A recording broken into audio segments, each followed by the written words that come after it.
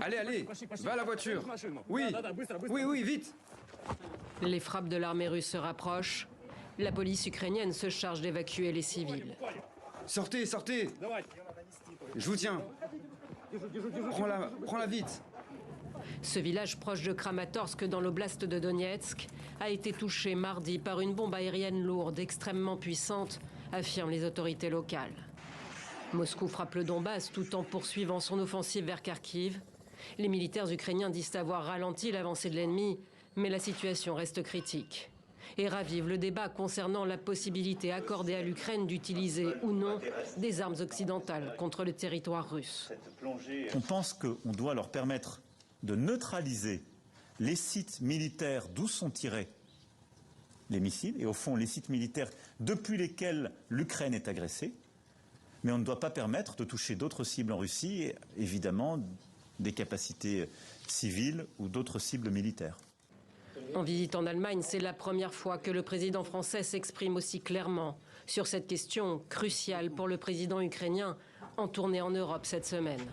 Avec à la clé de nouveaux accords de sécurité et de nouvelles promesses de livraison de matériel militaire qui manquent cruellement, comme ces F-16. La Belgique compte en livrer 30 d'ici 2028. Tout ce qui est couvert par cet accord est du matériel militaire, de l'équipement militaire. Ils doivent être utilisés par les forces de défense ukrainiennes sur le territoire ukrainien. Tel est l'accord que nous avons conclu. Pourtant, l'utilisation de ces avions de combat américains, tout comme les missiles français Sol-Air, Mistral et Scalp, pourrait changer la donne sur le terrain. Car l'offensive russe dans la région de Kharkiv est orchestrée depuis l'autre côté de la frontière. Un changement de stratégie qui met à mal la position des Occidentaux. Le chef de la diplomatie européenne et celui de l'OTAN estiment que le temps est venu de penser à lever les restrictions.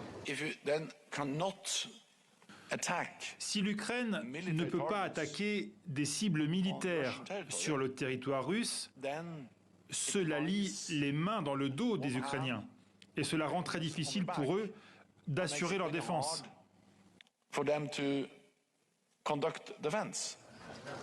Le sujet divise les chancelleries occidentales.